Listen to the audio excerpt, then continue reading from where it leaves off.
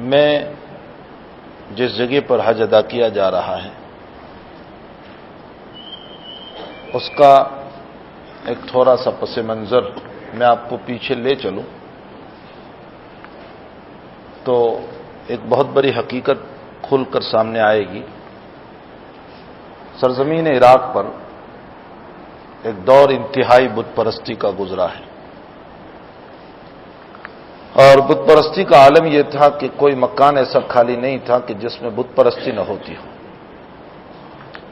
بڑے بڑے پجاری اور پنڈت بیٹھے ہوئے تھے، بڑے بڑے مندر بنے ہوئے تھے اور خوب بت پرستی ہو رہی تھی۔ چاند کے پرستار تھے، آفتاب کے پرستار تھے، ستاروں کے پرستار تھے، انسانوں کے پرستار تھے، بادشاہوں کے پرستار تھے۔ تعویذ گندے کا ایک دور تھا، لوگوں کے دلوں میں پجاریوں کی وہ ہیبت بیٹھی ہوئی تھی کہ لوگ یہ سمجھتے تھے اگر پجاری راضی ہوا تو اس صورت میں مندر کا رب راضی ہوگا، اور اگر پجاری ناراض ہو گیا تو مندر کا رب بھی ناراض ہو جائے گا۔ اس لیے یہ پجاری بھی لوگوں سے خوب دولت حاصل کرتے تھے، اور پھر ان پجاریوں کو پشت پناہی حاصل تھی بادشاہ وقت کی، زمانے کے بادشاہ کی، اس لیے کہ یہ پجاری بادشاہ کی مدد اس طرح پر کرتے تھے، لوگوں کو بادشاہ کی طرف متوجہ کرتے تھے اور کہتے تھے کہ بھائی یہ بھی ایک رب ہے، اس کی بھی عبادت کرو۔ تو چونکہ یہی پجاری لوگ عوام بھولے بھالے، ان کو بادشاہوں کے سامنے بھی سجدے کروائے جاتے تھے، تو بادشاہ بھی ان پجاریوں کو خوب خوش رکھتا تھا۔ یعنی آپ یہ سمجھ لیجئے کہ کفر کا وہ دور تھا کہ کوئی مکان ایسا نہیں تھا کہ جس مکان میں بت پرستی، ستارہ پرستی، چاند پرستی، آفتاب پرستی نہ ہوتی ہو۔ پھر عجیب ہے کہ یہ دور چل رہا تھا انتہائی بت گری کا، اور اسی درمیان ایک بچہ پیدا ہوتا ہے جس کا نام ابراہیم ہے۔ اور پھر یہ عجیب مسئلہ ہے کہ یہ بچہ جس مکان میں پیدا ہوتا ہے اس کا باپ بھی بڑا پنڈت ہے۔ ابراہیم علیہ السلام کا باپ آزر بہت بڑا پنڈت، پجاری، صرف مندر کا پجاری نہیں بلکہ بت بنانے والا اور بت بنا کر بیچنے والا۔ اور آپ جانتے ہیں کہ جہاں پر اس طرح پر لوگ پجاری اور پنڈت بنے ہوئے ہوتے ہیں ان کی آمدنی بھی بہت ہوتی ہے۔ ہمارے وہاں بھی آپ دیکھ لیجئے جب کھلتا ہے تو کئی کلو کے حساب سے کہیں سونا نکل رہا ہے، کئی اربوں خربوں کے حساب سے پیسے نکل رہے ہیں، کہیں کیا نکل رہا ہے، کیا نکل رہا ہے۔ ایک عزت تھی پجاریوں کی، ان پنڈتوں کی، ظاہر سی بات ہے کہ ان کے پاس بھی ذرائع آمدنی بہت، دوسری طرف بادشاہ کی پشت پناہی، وہاں سے بھی آمدنی، قوم سے بھی آمدنی، اور اس مکان میں ایک بچہ جنم لے رہا ہے۔ یہ بچہ جب ہوش و حواس سنبھالتا ہے اور کچھ اس عمر پر پہنچ رہا ہے کہ جس عمر میں انسان بات کو سمجھتا ہے، تو اس عمر پر پہنچنے کے بعد اس نے دیکھا کہ یہ کتنا غلط کام کر رہے ہیں، کتنی غلط عبادت کر رہے ہیں، جس کو اپنے ہاتھوں سے بنایا اسی کے سامنے سجدہ کر رہے ہیں، جو ایک مکھی نہیں اڑا سکتا، جو ایک مچھر نہیں اڑا سکتا، اگر اس معبود کے سامنے کوئی چیز رکھی ہو اور مکھی اٹھا لے تو یہ اس سے چھین نہیں سکتا۔ اتنے بے بس اپنے ہاتھوں کے بنائے ہوئے اور اس کے سامنے سجدے، اس کے سامنے جھکنا۔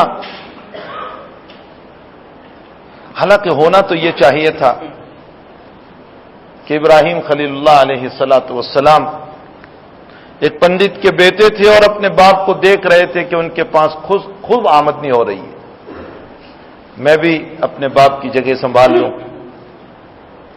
میرے لیے بھی ذریعہ معاش ہو جائیں۔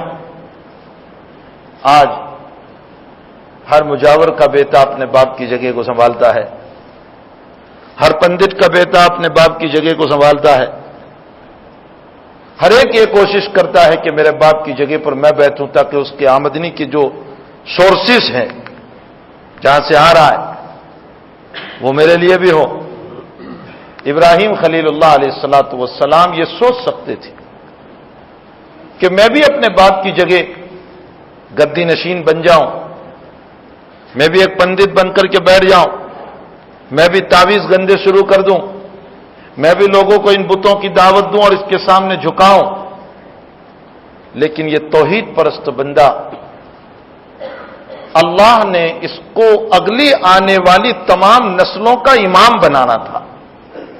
یہ کیسے ہو سکتا تھا کہ یہ دولت کی خاطر اپنے ضمیر کو بیچ دیں، اپنے دل کو بیچ دیں، اپنے ایمان کو بیچ دیں؟ یہ کیسے ہو سکتا تھا؟ وہ بدترین انسان ہے جو دین کے خاطر دنیا کماتا ہے اور دین کے بدلے میں دنیا کماتا ہے، اور وہ بہترین انسان ہے کہ جو دنیا چھوڑ دیتا ہے لیکن دین کو ہاتھ سے جانے نہیں دیتا۔ یہ حضرت حسن بصری رحمۃ اللہ علیہ کا جملہ ہے۔ دنیا کا بدترین انسان وہ ہے جس نے دین کو اپنی آمدنی کا ذریعہ بنایا اور دین سے دنیا کمانے لگا، اور وہ بہترین انسان ہے کہ جس انسان نے اپنے دین کی حفاظت کے لیے دنیا کو قربان کر دیا۔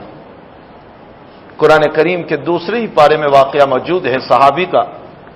اللہ عجیب نقشہ اس صحابی کا کھینچ رہا ہے۔ جب وہ نکلے ہیں مکے سے، حضرت عمار رضی اللہ تعالی، اہل مکہ نے کہا کہاں جا رہا ہے؟ کہا مدینے۔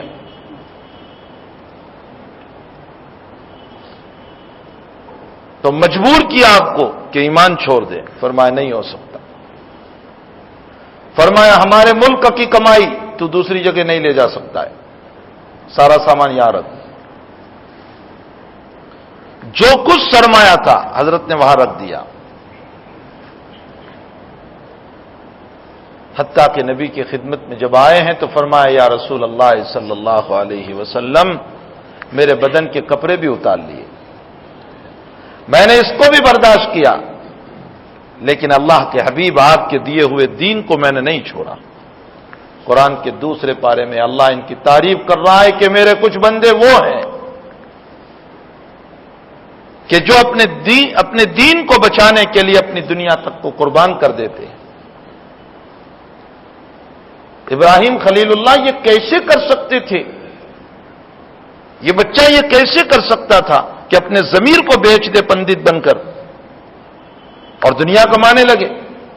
اس کو تو اللہ دنیا کا امام بنانے والا تھا۔ انی جاعلک للناس اماما، میں تجھے دنیا کا امام بناؤں گا۔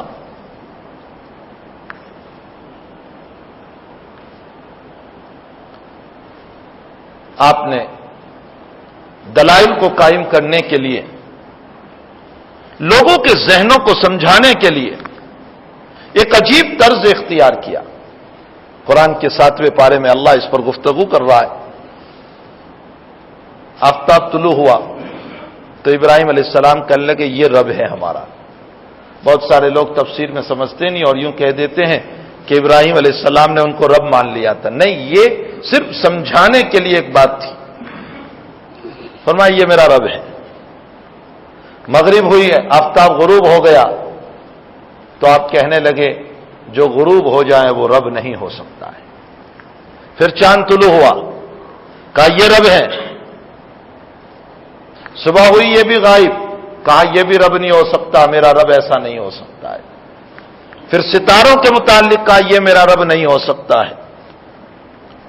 ان تمام کی نفی کر کے آپ نے فرمایا انی وجہت وجہی للذی فطر السماوات والارض حنیفا وما انا من المشرکین، میں اپنی نگاہ اس رب کریم کی طرف کر رہا ہوں جس نے آسمان و زمین کو پیدا کیا، وہی میرا رب ہے اور میں کبھی شرک نہیں کروں گا۔ یہ آپ کا پہلا اعلان ہے، اور اپنے باپ کو دعوت دے رہے ہیں کہ ابا جی یہ کیا کر رہے ہیں آپ؟ بہت مشکل ہے پرایوں میں تبلیغ، اپنوں میں بات کرنا بہت مشکل ہوتا ہے. آسان ہے پرایوں میں، لیکن اپنوں میں، اور وہ بھی اپنے گھر میں، پھر اپنے بڑے کو بہت مشکل ہوتا ہے. اسی لیے آپ دیکھیے قرآن نے اپنے پیغمبر کو سب سے پہلے یوں کہا وَأَنذِرْ عَشِيرَتَكَ الْأَقْرَبِينَ، میرے پیغمبر تبلیغ کی ابتدا تیرے رشتہ داروں سے ہونی چاہیے. غزوہ بدر کا موقع ہے، مبارزت طلب کی مشرکین نے. مبارزت کا معنی ہوتا ہے 1 2 3 4 5 بہادر نکلے اور یوں کہیں کہ ایک کے مقابلے میں ایک تمہارے اندر سے بھی آؤ، یعنی ایک کا مقابلہ ایک سے. مکہ والوں کی طرف سے 3 نکلے، عتبہ، شیبہ اور عتبہ کا بیٹا ولید. ان تینوں کو اپنی طاقت پر ناز، اپنی پراپرٹی اور دولت پہ ناز. مکہ کے سردار یہ 3 نکلے گراتے ہوئے اور یہ کہا کہ محمد بھیج تیرے اندر سے بھی 3 کو. اللہ کے حبیب نے 3 انصاری کو بھیجا. فرمایا تم کون ہو؟ کہا مدینے کے. کہا ہمیں تم سے لڑائی نہیں، ہمارے بھائیوں کو بھیجو جو مکے سے آئے. اللہ کے حبیب پاک صلی اللہ علیہ وسلم نے فرمایا قم حمزہ یا عمی، میرے چچا آپ اٹھیے. قم یا علی، اے میرے بھائی علی آپ اٹھیے. اور تیسرے نمبر پر فرمایا قم یا ابا عبیدہ، ابو عبیدہ آپ کے خاندان کے. فرمایا آپ جائیے. یہاں تاریخ والوں نے لکھا ہے اور محدثین نے لکھا ہے کہ اللہ کے حبیب نے ان کو بھیج کر اشارہ کیا کہ پہلے قربانی میرے گھر سے ہوگی. ایک عجیب لطیفہ یہاں پر علامہ سہیلی نے نقل کیا ہے. یہ 3 جب نکلے ہیں تو ان تینوں کا مسئلہ کام سے ذاہب چند منٹ میں ختم کر دیا. عتبہ، شیبہ اور ولید کا پچھاڑ دیا اسی وقت ختم. علامہ سہیلی نے عجیب نقطہ لکھا، فرمایا ان تینوں کے نام میں کمزوری تھی. عتبہ عتب سے ہیں، عتب کا معنی پشت، اور پشت بتانے والا کبھی طاقتور نہیں ہوتا ہے. شیبہ شیب سے ہیں، شیب کا معنی بڑھاپا، اور بڑھاپے میں طاقت کہاں ہوتی ہے. ولید بچے کو کہتے ہیں اور بچے میں طاقت کہاں ہوتی ہے.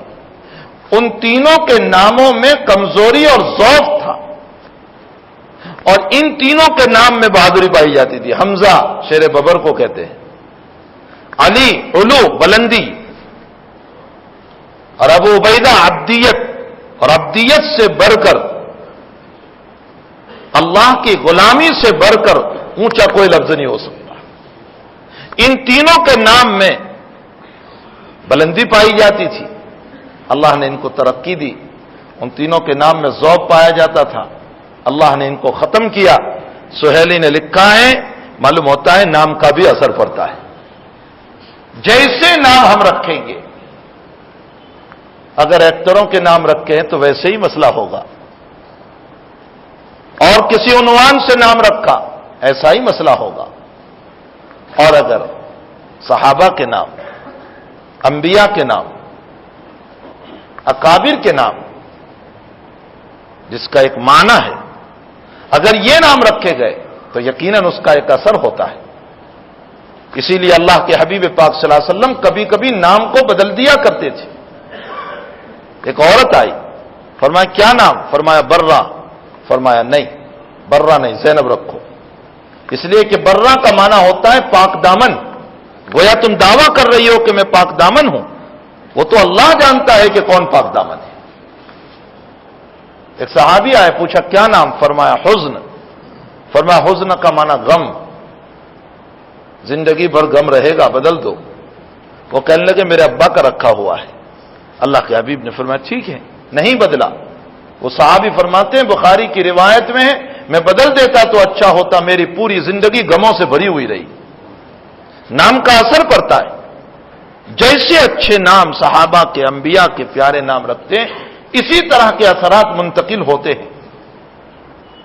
حضرت ابراہیم علیہ السلام نے پہلے آفتاب سے، پھر چاند سے، پھر ستاروں سے دلائل قائم کر کے یہ ثابت کیا کہ یہ سب رب نہیں ہو سکتے۔ اس پر بس نہیں کیا قوم نے، تو عید کے دن سارے لوگ گھومنے اور تفریح کے لیے گئے۔ حضرت ابراہیم خلیل اللہ ان کے مندر میں جا کر جو بت بنائے ہیں اپنے ہاتھوں سے توڑ دیتے ہیں۔ ایک شور ہوتا ہے کہ یہ کس نے کیا؟ سب نے ایک ہی آواز سے کہا کہ ابراہیم ہی برائی کرتا ہے، اسی نے کیا ہوگا۔ ابراہیم سے جب پوچھا گیا تو حضرت ابراہیم نے فرمایا بل فعلہ کبیرہم ھذا فاسألوہم ان کانوا ینطقون۔ سب کو توڑا، بڑے کو نہیں توڑا، اور بڑے کے گلے میں کلہاڑی لٹکا دی۔ حضرت نے فرمایا تمہارے بڑے سے پوچھو نا، وہ بیچ میں جو بیٹھا ہے اس سے پوچھو کس نے توڑا ہے۔ وہ کہنے لگے یہ بولتے تھوڑے ہی، اگر بولتے ہوتے تو حضرت نے فرمایا جو بولتے نہیں اس کی عبادت کیوں کرتے ہو؟ ان کانوا ینطقون، اگر بولتے ہو تو پوچھو اس سے، اور اگر نہیں بولتے تو اس کی عبادت کیوں؟ کیسے عقل کے مارے ہیں۔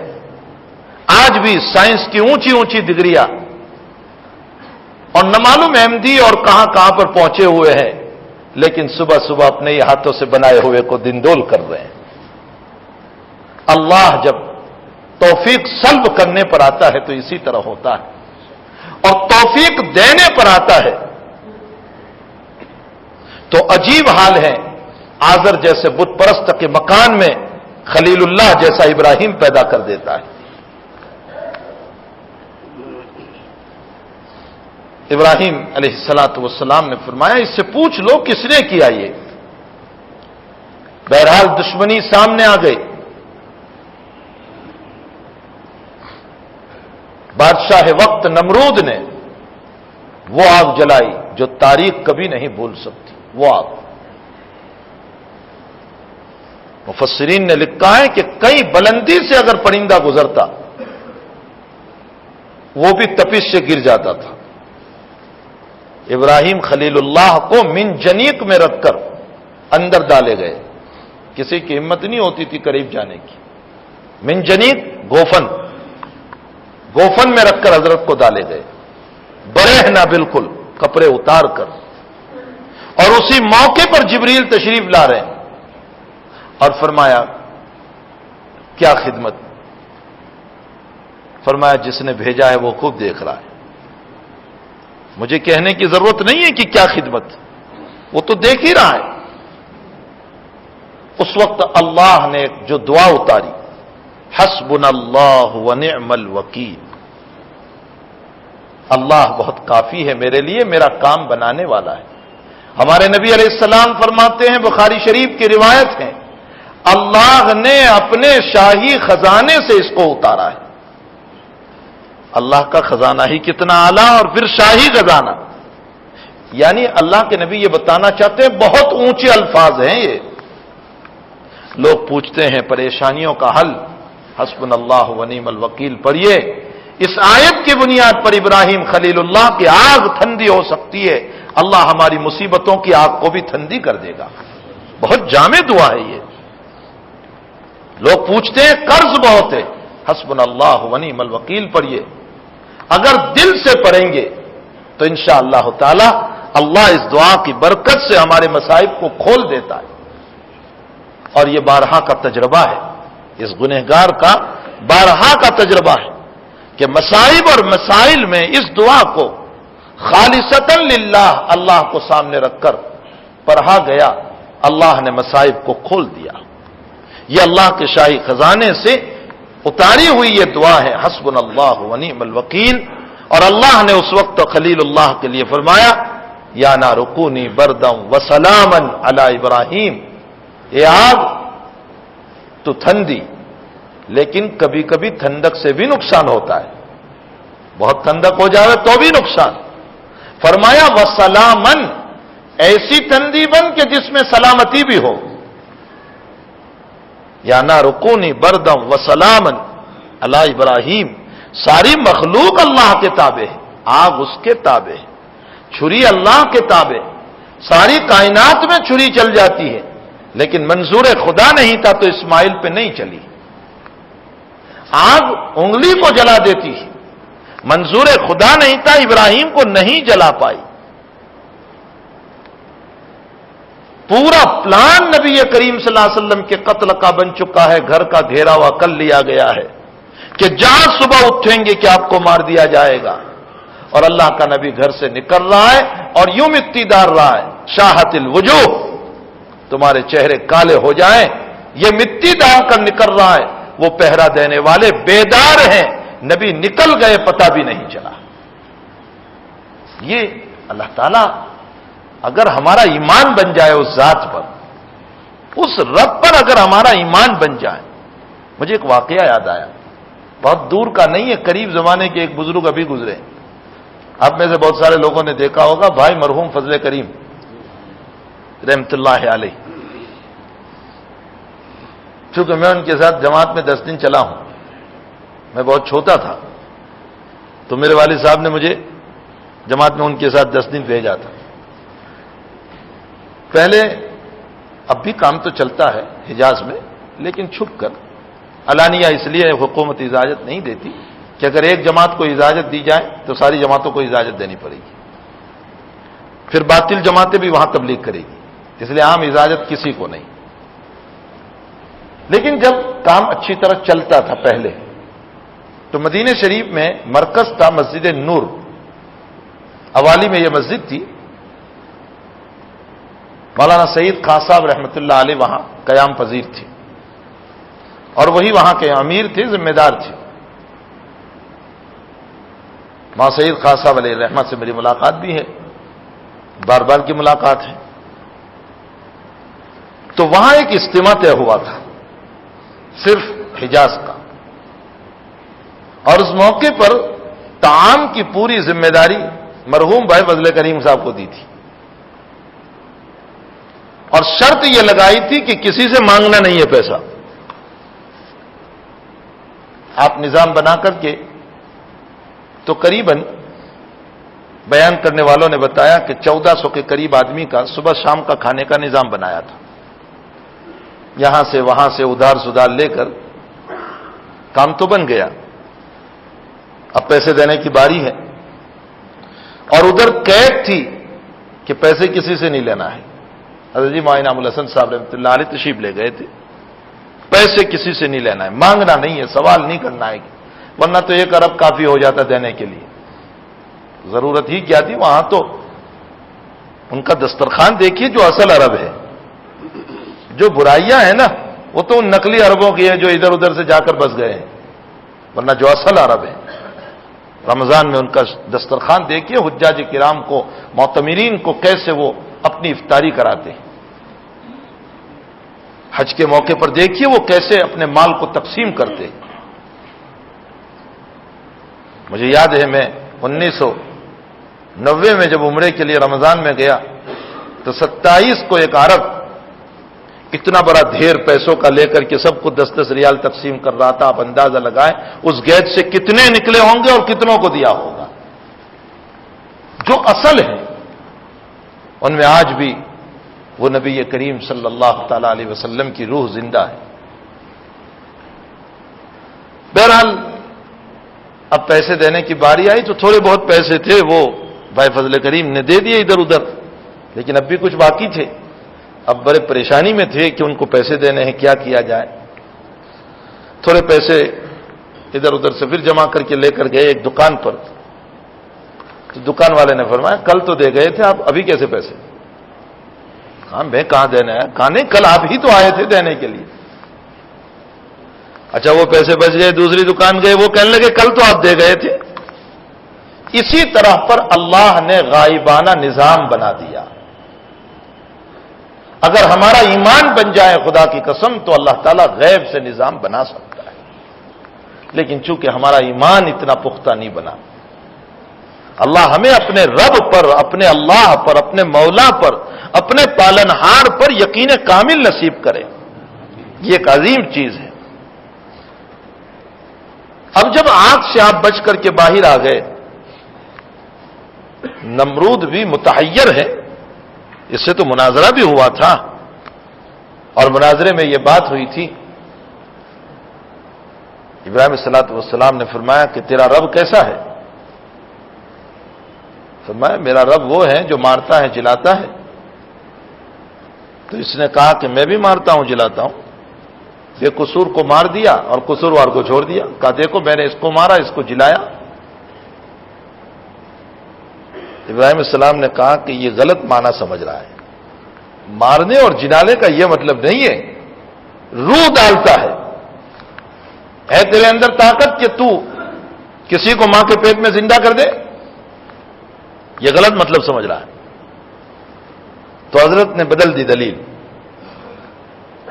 فرمایا میرا رب روزانہ مشرق سے آفتاب کو طلوع کرتا ہے، اگر تو رب ہے تو مغرب سے طلوع کر دے، جہاں ڈوب رہا ہے وہاں سے تو طلوع کر۔ عجیب قرآن لفظ استعمال کرتا ہے، فبہت الذی کفر، فبہت۔ ہمارے حضرت محمد اللہ صاحب رحمۃ اللہ علیہ اس کا ترجمہ پڑھا کرتے تھے، ہم نے جب پڑھا حضرت ترجمہ کیا کرتے تھے، کافر ہکا بکا ہو گیا، یعنی کوئی جواب نہیں بن پڑا اس سے، وہ رب تھا ہی نہیں، کیا مغرب سے وہ آفتاب کو طلوع کرتا۔ بہرحال یہ بچ گئے۔ ابراہیم علیہ السلام جب بچے ہیں تو اب حال یہ ہے کہ باپ گھر سے نکل رہا ہے، گھر سے نکال رہا ہے۔ ابراہیم اپنے ایک بھتیجے لوط کے ساتھ اور اپنی بیوی سارا کے ساتھ سفر فرما رہے، ملک در ملک، مصر، کنعان، کہاں کہاں گھوم رہے ہیں بے سہارا۔ کیا ہوتا اس کے پاس کہ یہ اپنے ساتھ لے کر چلتا، اور پرائے کیا ساتھ دیتے اس کو جبکہ اس کے باپ نے خود ساتھ نہیں دیا۔ جہاں باپ نے اس بیٹے کو ساتھ نہیں دیا وہاں پرایا کیا ساتھ دے سکتا تھا؟ اور پوری زمین کفر سے بھری ہوئی تھی، جہاں جاتے تھے وہاں معبودین باطلا کے پنجاری ملتے تھے، کون اس کا سپورٹ کرتا، مارے مارے پھر رہے ہیں یہ، لیکن ایک دھن لگی ہے کہ کسی طرح ایک اللہ کے ماننے والے بندے بن جائیں، ایک دھن سوار ہے اس پر، اور اسی دھن کی وجہ سے اپنی بیوی کو لے کر اور اپنے بھتیجے کو لے کر نکلے ہوئے ہیں۔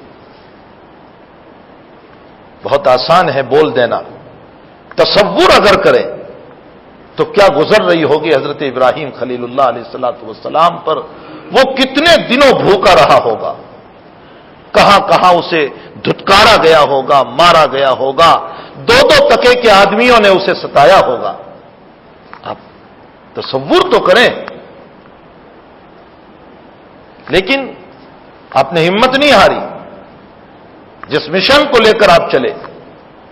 بخاری کی روایت میں ہے کہ آپ جا رہے ہیں اور ایک ظالم بادشاہ بت پرست اس کے ملک سے گزر ہوا، تو اس کے وزیر آپ کی بیوی کو پکڑ کے لے گئے سارا علیہ السلام کو، غلط کام کے لیے۔ بادشاہ عادی تھا غلط کام کا۔ ابراہیم علیہ السلام نے فرمایا کہ وہ پوچھے بادشاہ کہ تو کون ہے اور یہ تیرے ساتھ کون ہے، تو بتا دینا کہ میرا بھائی ہے۔ گئے وہاں، مردود نے بدکاری کا ارادہ کیا، حضرت سارا علیہ السلام نے وضو کر کے 2 رکعت نماز پڑھی، جیسے ہی وہ قریب ہوا بس گر گیا،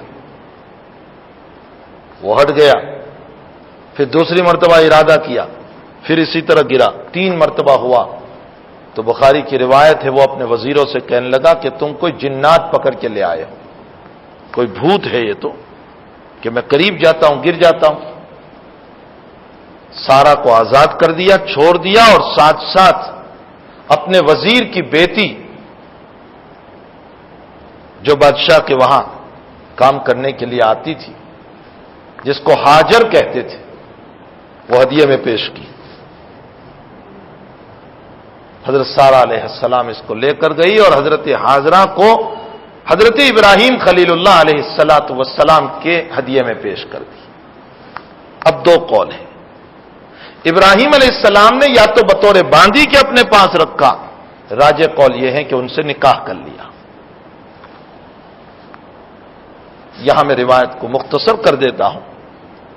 مجھے یہ بتانا ہے کہ مارے مارے گھوم رہے ہیں، اور ایسے وقت میں 7 اولاد بھی نہیں ہے، اسباب دنیا سے بالکل خالی. 90 سال میں 4 سال باقی ہے اب عمر میں، یعنی 86 سال کی عمر ہے، اور اللہ سے دعا کر رہے ہیں کہ اللہ بڑھاپا آ چکا اب تو، اور میرے اس مشن کو لے کر چلنے والی اولاد ابھی تک تو نے مجھ کو نہیں دی، میں اس مشن کو کس کو دے کر جاؤں گا؟ اللہ نے آپ کی دعا سنی اور حضرت حاضرہ کو ایک لال عطا کیا جس کو اسماعیل کہا جاتا ہے علیہ الصلاۃ والسلام. اور پھر اس کے کچھ وقت کے بعد ایک دوسرا بیٹا عطا کیا سارہ علیہ السلام کو جس کو اسحاق کہا جاتا ہے. اب حضرت اپنی 2 بیویاں، 2 بیٹے اور ایک بھتیجا، ان کے ساتھ دنیا کی خاک چھان رہے ہیں کہ کسی طرح یہ دنیا بت پرستی سے ختم ہو. اور پھر اس کے لیے آپ نے تقسیم فرمایا. لوط کو فرمایا بیٹے تم سدوم کی طرف جاؤ. سدوم آج کل جس کو کہا جاتا ہے اردن، یہ جو اردن ہے نا اس کا مشرقی حصہ، یہ ہے سدوم.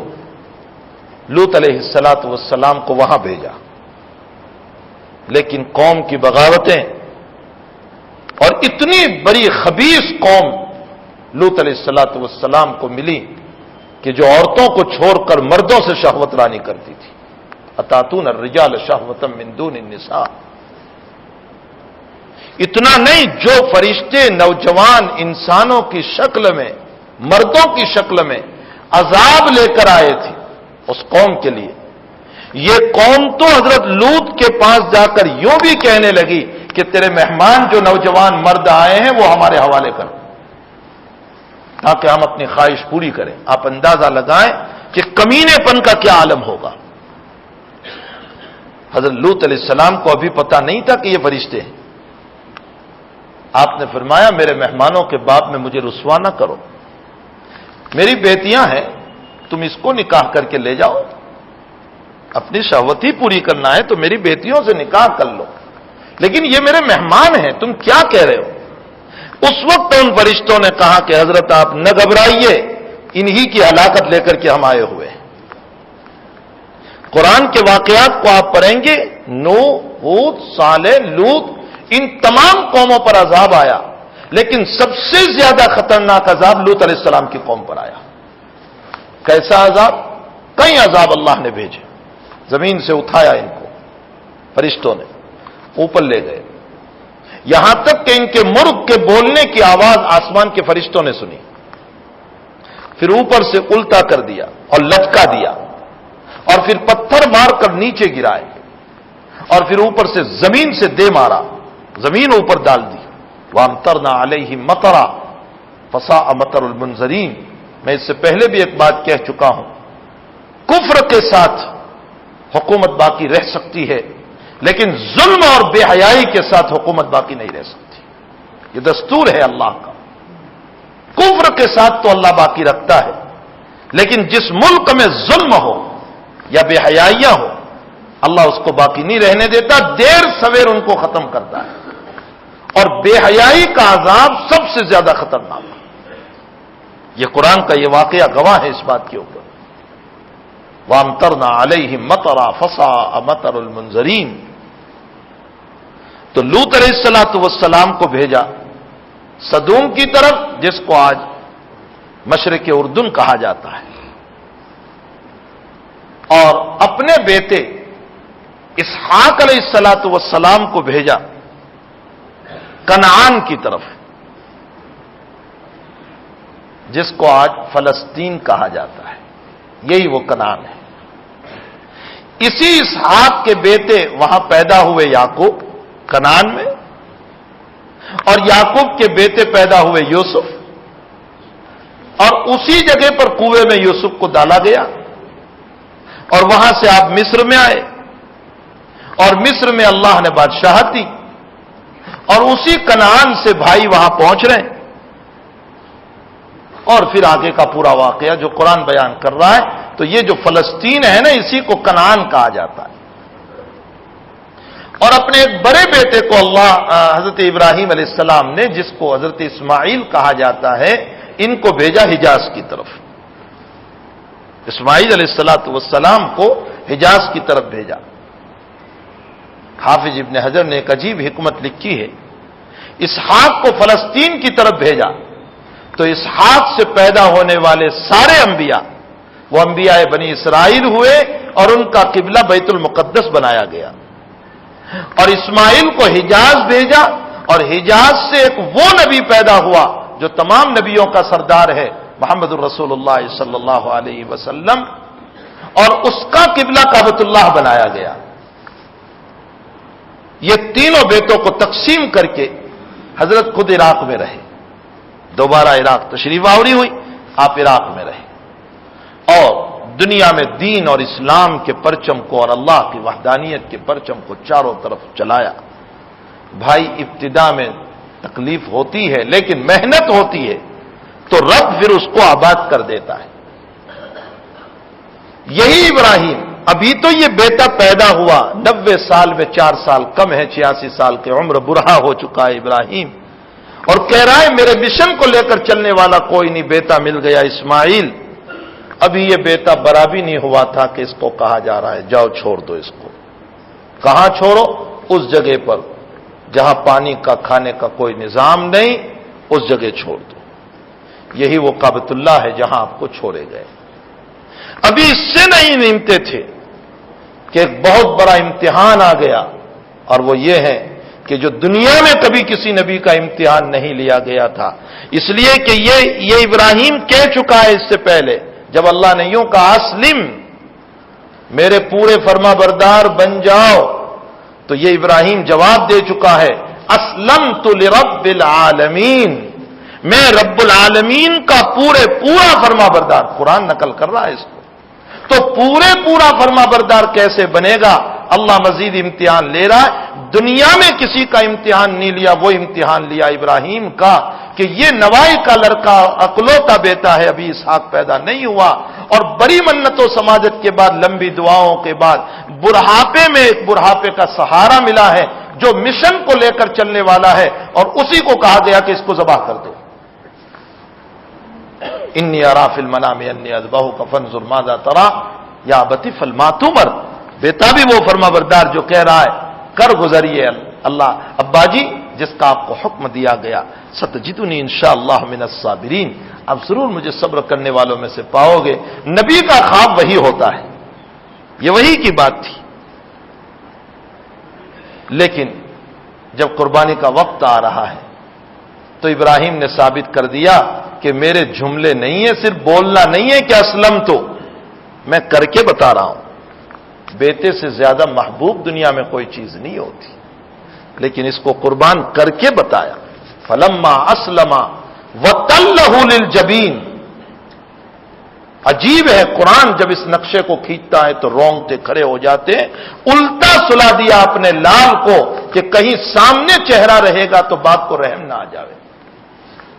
میں اللہ کے حکم کے سامنے رحم کھانا نہیں چاہ رہا ہوں. لیکن ونادیناہ یا ابراہیم قد صدقت الرؤیا، بس ہو گیا ابراہیم، آپ نے اپنا خواب سچا کر بتایا، اس لیے آپ اس مسئلے میں اچھی طرح کامیاب ہو گئے. ونادیناہ یا ابراہیم قد صدقت الرؤیا انا کذالک نجزی المحسنین. بہرحال اب یہ حضرت ابراہیم خلیل اللہ کو کہا گیا کہ سارے امتحانات میں تم کامیاب، تو اب میں تمہیں امام بنا رہا ہوں. امام پوری دنیا کا، یہودیت کا بھی، عیسائیت کا بھی، اور مسلمانوں کا بھی. اور پھر اس مکان کی تعمیر آپ سے کروائی گئی جو پوری دنیا کا قبلہ بننے والا ہے. کعبۃ اللہ جو ہے پوری دنیا کا قبلہ بننے والا ہے.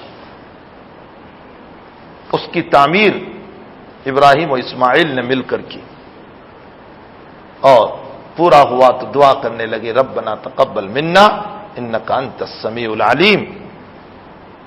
یہ کعبۃ اللہ عام مسجدوں کی طرح نہیں ہے. یاد رکھنا عام مسجدوں کا مسئلہ اور ہے، کعبۃ اللہ کا مسئلہ اور ہے۔ اللہ اسی کعبہ کو قیامت میں اٹھانے والا ہے، اور یہ اپنی گردن کو بلند کر کے فیور میں بھی گواہی دے گا اور مخالفت میں بھی گواہی دے گا۔ یہ عام مسجدوں کی طرح نہیں ہے، یہ بہت اونچا مکان ہے۔ اس عظیم الشان مکان کی تعمیر ان قربانیوں کے بعد ان کے ہاتھ سے وجود میں آئی،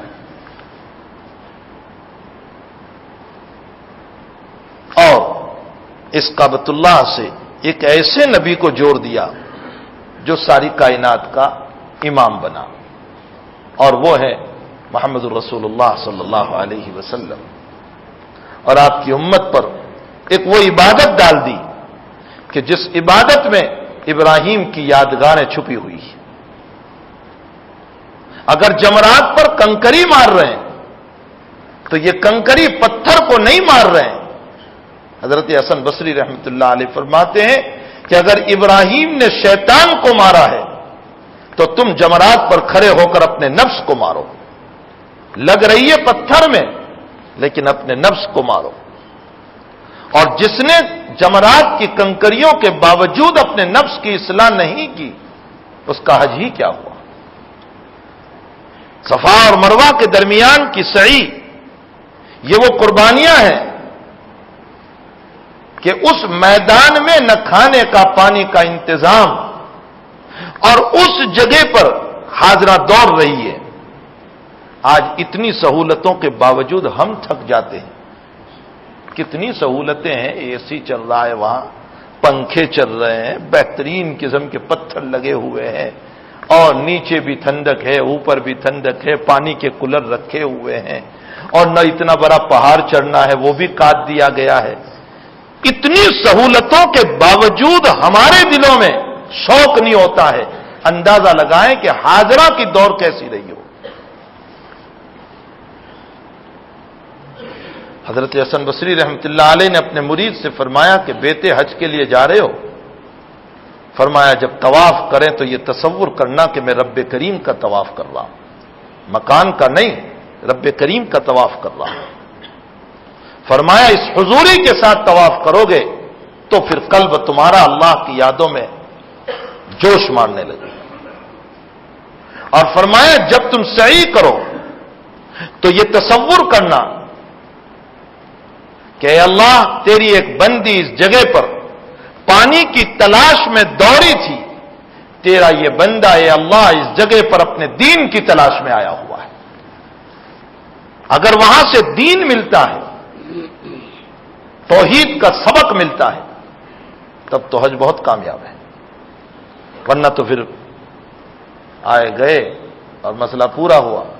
جیسے میں بطور لطیفہ کبھی کبھی بیان میں کہتا ہوں کہ حاجی صاحب جب یہاں سے جاتے ہیں تب تو ماشاءاللہ زبان پر لبیک لبیک لبیک ہوتا ہے، لیکن جب وہاں 2-4 دن یوز ہو جاتے ہیں اور ذرا البیگ کی مرغیاں دیکھ لیتے ہیں، وہاں مشہور ہے البیگ جس کی چکن ملتی ہے بھنی ہوئی، تو پھر حاجی صاحب لبیک بھول کر البیگ البیگ البیگ کرنے لگتے ہیں، اور جہاں حج پورا ہوتا ہے تو اب البیگ بھی گئی، بلکہ میری بیگ میری بیگ میری بیگ، اب بیگ بھرنے کے طریقے شروع ہو جاتے ہیں کہ کس طرح بیگ بھری جائیں۔ اب بھائی صاحب کو یہ ہر وقت یہ فرصت، ہر وقت یہ غم لگا ہوا ہے ایئرپورٹ پر کتنا چھوڑیں گے، اس سے پوچھ رہا ہے کتنا چھوڑیں گے ایئرپورٹ پر، اس سے پوچھ رہا ہے کتنا چھوڑیں گے، 40 کلو جانے دیں گے، کیا ہوگا 50 کلو چھوڑ دیں گے، چلو 100 ریال دے دیں گے ہو جائے گا۔ اللہ اکبر، اگر میرا اور آپ کا یہی نظریہ رہا تو خدا کی قسم جانے اور آنے کے علاوہ کچھ نہ ملا، وقت بھی برباد۔ انکار نہیں ہے ضرورت کی چیزیں خریدنے سے، کوئی انکار، اللہ کے حبیب نے تو خود فرمایا کہ میرے مدینے سے کچھ خریدو اس نیت سے کہ میرے شہر والوں کو کوئی فائدہ ہو، اللہ کے حبیب نے تو کچھ فرمایا، لیکن اسی کو مقصود بنانا، ایسا مقصود بنانا کہ حرم کی نمازیں بھی چھوٹ جاویں، یہ خطرناک چیز ہے۔ کہاں ہمیں بار بار وہ نمازیں ملے گی، وہ لاکھوں کا ثواب کہاں ملے گا ہمیں؟ تو بھائی حقیقی حج اسی لیے آج جو روایات ہیں میں مختصر ترجمہ کر دیتا ہوں. من حج فلم یرفس ولم یفسق، جس نے حج کیا اور غلط باتیں نہیں بولی اور فسق و فجور نہیں کیا، فرمایا رجع کیوم ولدتہ امہ، اللہ اس کو ایسے واپس کرے گا جیسا کہ اس کی ماں نے اس کو آج جنا ہے. حضرت ابو ہریرہ عبداللہ ابن عباس کی دوسری روایت فرماتے رسول اللہ صلی اللہ علیہ وسلم نے فرمایا عمرہ سے عمرہ تک کے گناہ اللہ معاف کر دیتا ہے. یعنی ایک عمرہ کیا، اب اگلے عمرے تک بیچ میں جتنے گناہ ہوں گے، صغیرہ کبیرہ نہیں، کبیرہ کے لیے تو توبہ شرط ہے، صغائر کو معاف کر دیتا ہے. والحج المبرور لیس لہ جزاء الا الجنہ، اور حج مبرور کا بدلہ تو بھائی جنت ہی ہے. نبی علیہ السلام فرماتے جنت ہی ہے، وہ جنت ہی میں جائے. لیکن حج مبرور کہتے ہیں کس کو؟ خود اللہ کے نبی فرماتے ہیں حج مبرور کا مطلب وہ حج جس میں جھگڑا نہیں کیا، فسق و فجور نہیں بولا، ابس باتیں نہیں لایا، اس کو کہتے ہیں حج مبرور. تیسری روایت میں حضرت عائشہ سے فرماتے یا رسول اللہ صلی اللہ علیہ وسلم ہم جہاد کو سب سے افضل سمجھتے ہیں تو ہم جہاد نہ کرتے رہیں. اللہ کے حبیب نے فرمایا تمہیں جہاد سے افضل بتاؤں، حج مبرور جہاد سے بھی افضل ہے. اللہ کے حبیب پاک صلی اللہ علیہ وسلم نے اس کو جہاد سے بھی افضل قرار دیا. لیکن کب؟ جبکہ وہ حج مبرور بھی ہو، حج مقبول بھی ہو. اور اس کی نشانی علماء نے کیا لکھی حج مبرور مقبول کی؟ فرمایا انسان جب واپس آئے تو اس کی زندگی میں تغیر آ چکا ہو. اگر یہ ہے تو سمجھ لو کہ اس کا حج مبرور ہے، اس کا حج مقبول ہے. اور اگر یہ باتیں نہیں تو پھر اسے اپنی خیر منانا چاہیے. اگلی روایت میں فرمایا ما من یوم اکثر من ان یعتق اللہ فی عبدا من النار من یوم عرفہ. فرمایا عرفہ کے دن اللہ جتنے لوگوں کو جہنم سے آزاد کرتا ہے اتنا کسی دن میں آزاد نہیں کرتا. حالانکہ آپ نے کیا سنا ہے؟ شب قدر، عید کی رات. حدیث شریف میں یہ بتایا گیا کہ اس سے بھی زیادہ جہنمیوں کو اللہ جہنم سے یوم العرفہ کو آزاد کرتا ہے. اور عرفہ اصل حج ہے. ترکیب حج میں مختصر ذکر کر دوں. انسان جب حج کے لیے چلے، یہاں سے تو چلے گا تو یا تو مفرد ہوگا صرف حج کی نیت، یا قارن ہوگا عمرہ اور حج دونوں کی نیت. تو اس صورت میں عمرے کے بعد احرام نہیں چھوڑ سکتا بلکہ حج کے بعد چھوٹے گا. یا متمتع ہوگا جیسا کہ عام طور پر لوگ کرتے ہیں، تو یہاں سے عمرے کی نیت کر لے، وہاں جا کر عمرہ کر لے، عمرہ طواف اور سعی، اور اس کے بعد حلال ہو جائے حلق کرا کر.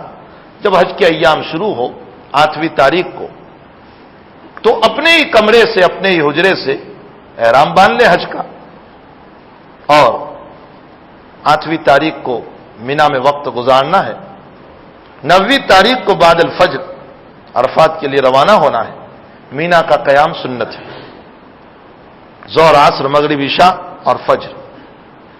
لیکن آج کل ازدحام اور بھیڑ بھاڑ کی وجہ سے اب سہولتوں کے خاطر بجائے 8 کو لے جانے کے 7 کی رات ہی سے لے جاتے ہیں. چونکہ معلمین کے پاس، ایک معلم کے پاس 5000 حاجی ہیں اور 15 بسیں ہیں، تو 15 بس میں 5000 کو کیسے منتقل کرے گا؟ اس لیے رات ہی سے منتقل کرنا شروع کر دیتے. 9ویں کی صبح کو عرفات میں جانا ہے. عرفات میں ظہر سے وقوف عرفہ بعد الزوال شروع ہوتا ہے. ظہر کی نماز پڑھ لیں. چونکہ امام ابو حنیفہ رحمۃ اللہ علیہ کے وہاں کچھ شرائط ہیں جمع کرنے کے لیے، امام ہو، امام کا نائب ہو. اور ہم چونکہ خیمے میں پڑھتے ہیں تو وہاں امام یا امام کا نائب نہیں ہوتا، اس لیے ظہر اپنے وقت میں، عصر اپنے وقت میں.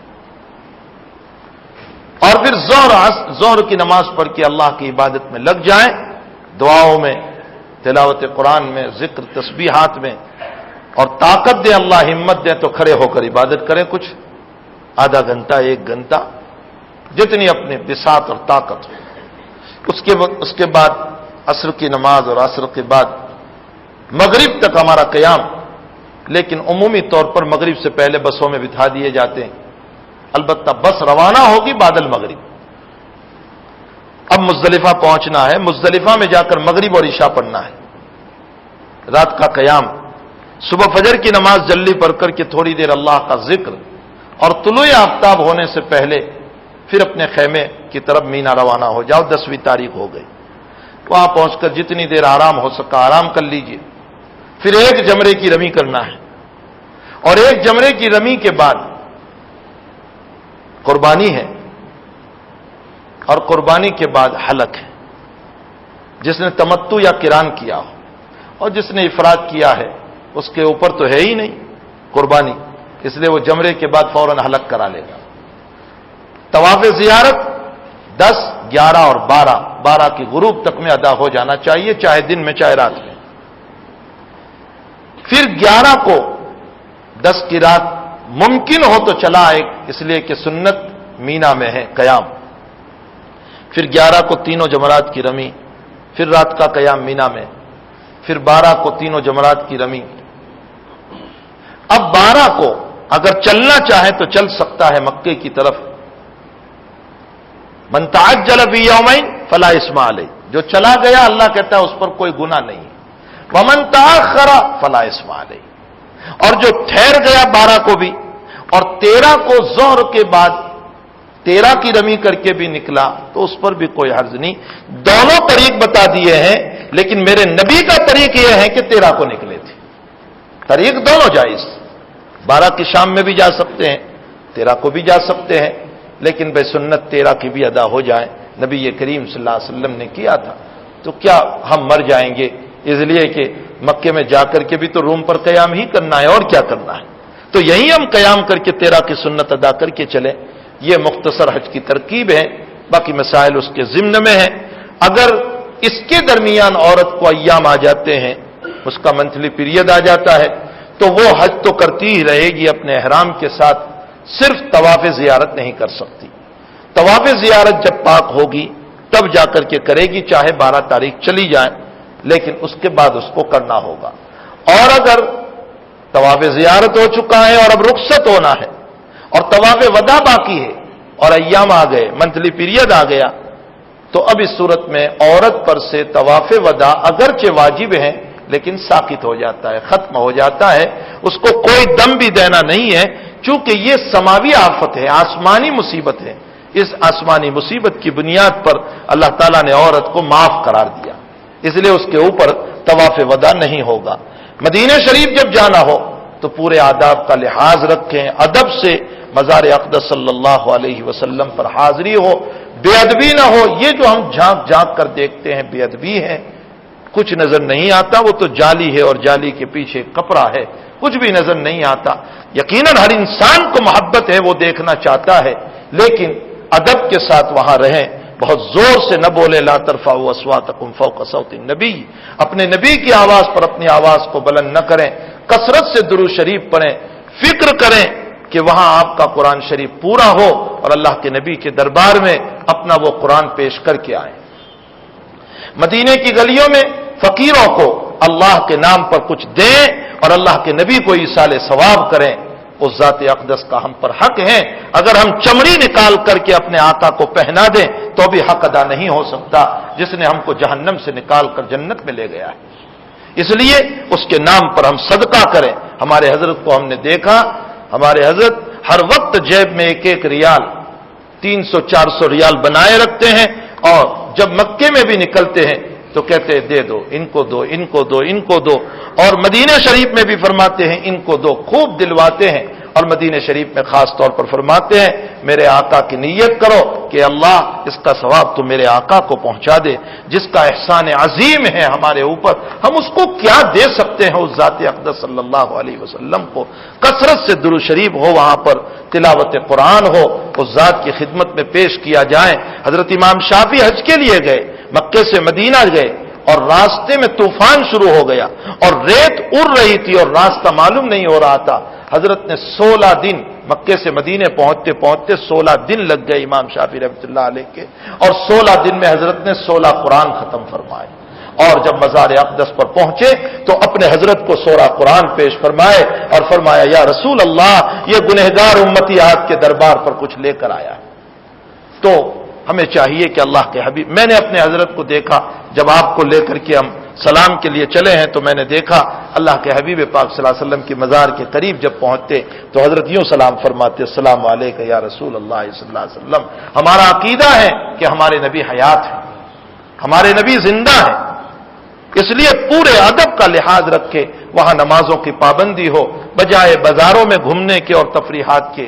ہماری ہر نماز حرم شریف میں، حرم مکی میں اور مدینہ شریف میں، حرم مدینے میں ہماری نمازیں ہونی چاہیے. یہ مختصر باتیں حج سے متعلق، لیکن اس کا ایک بہت بڑا پس منظر ہے جیسا کہ میں نے نقل کیا. یہ کعبہ ویسے ہی نہیں بن گیا، اس کے پیچھے ابراہیم خلیل اللہ علیہ الصلاۃ والسلام کی بڑی قربانیاں ہیں، اور ان قربانیوں کے بعد جا کر کے یہ کعبۃ اللہ بنا ہے. اللہ جل شانہ تمام حجاج کرام کے حج کو قبول فرمائے، اور جن بیچارے حاجیوں کا مسئلہ تیرا ہو چکا ہے، پریشانیوں میں مبتلا ہو چکے ہیں، اللہ ان کے راستوں کو کھول دے، اور رب تعالی شانہ ان تمام کے راستوں کو ہموار کر کے ان کے لیے بھی حج کی سبیل پیدا فرما دے. بہت سارے اللہ کے بندے ہیں جو طرف لیے ہوئے ہیں کہ کب ہم اللہ کے گھر پہ پہنچے، لیکن اسباب ظاہریہ ان کے اس وقت بکھرے پڑے ہوئے ہیں. وہ چاہتے ہیں کہ ہمارا سبب بن جائے اور ہم دربار خداوندی میں پہنچ جائیں. اللہ سبھی کے راستوں کو آسان فرما دے. وصلی اللہ علی النبی الکریم برحمتک یا ارحم الراحمین. جناب عارف بھائی گھریاری صاحب کی طبیعت خراب ہے، دعا کی درخواست کی. مجھے چونکہ ابھی جانا بھی ہے ایک جگہ بہت اہم مجلس میں، کچھ ملنا ہے کسی صاحب سے، پھر دیر بھی ہو جائے گی، اس لیے میں سلام کر دوں گا، ملاقات کی زحمت نہ فرمائیں. اور جو صاحب بیعت ہونے والے ہیں مجھے یاد نہیں رہا، اور میں چونکہ وعدہ کر چکا ہوں، یقیناً بیعت تو بہت بڑی چیز ہے. میں انشاءاللہ پھر اس سے پہلے 2 منگل کو بھی ان دونوں کو میں نے یہ کہا تھا کہ بھئی اگلی منگل، لیکن اس منگل کو بھی کچھ کام ایسا اہم پیش آ گیا ہے سامنے جس کی بنیاد پر مجھے ابھی جلدی جانا ہے، ورنہ میں ضرور بیعت کر لیتا. میں انشاءاللہ اگلی منگل کو، اور اگر جلدی ہو تو وہاں میرے مکان پر آ جائیں، وہیں پر انشاءاللہ تعالی بیعت ہو جائے گی. اللہم صلی علی سیدنا مولانا سفیان سیدنا مولانا محمد وبارک. اللہم ارنا الحق حقا وارزقنا اتباعہ وارنا الباطل باطلا وارزقنا اجتنابہ. اللہ ہمارے گناہوں کو معاف فرما دے، ہمارے قصوروں سے درگزر فرما. اللہ سب کو اپنے مکان کی زیارت نصیب فرما، سب کے دل کی طرف کو پورا فرما. اللہ سب کے دل کی طرف کو پورا فرما. اللہ سب کے دل کی طرف کو پورا فرما. الہ العالمین وہاں کی تجلیات سے سب کو مالا مال فرما. مسبب الاسباب تو سب کو پہنچا سکتا ہے، تیرے ہاتھ میں سب کچھ ہے. اے اللہ جو بیچارے پیسے اور پاسپورٹ لے کر کھڑے ہیں، نظام نہیں بن رہا ہے، اللہ ان کو نظام، اللہ ان کے نظام کو بنا دے، ان کے جانے کے راستے آسان فرما دے. الہ العالمین بہت سارے لوگ بغیر اسباب کے پریشان ہیں، اللہ ان کے اسبابوں کو آسان فرما دے. اللہ اس موقع پر اے اللہ دین کو دنیا کمانے کا جو ذریعہ بنایا گیا ہے، اے اللہ حج کی گرانی بڑھتی جا رہی ہے اور غریب بیچارہ پریشان حال ہے کہ اتنی مہنگائی میں کیسے حاضر ہو. اے اللہ حج کی گرانی اور مہنگائی کو ختم فرما دے، حج کی گرانی اور مہنگائی کو ختم فرما دے، حج کی گرانی اور مہنگائی کو ختم فرما دے. اے اللہ سب کو اخلاص کے ساتھ امت مسلمہ کی یہ اہم فریضہ اور عبادت ادا ہو جائیں، اس کے لیے سہولتیں جتنی میسر ہو سکتی ہو اے اللہ پیدا کرنے کی توفیق عطا فرما.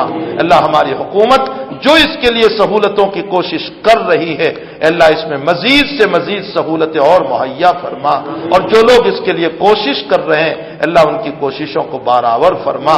اللہ ہم سب کی دعاؤں کو اپنے فضل و کرم سے قبول فرما. وصلی اللہ علی النبی الکریم برحمتک یا ارحم الراحمین.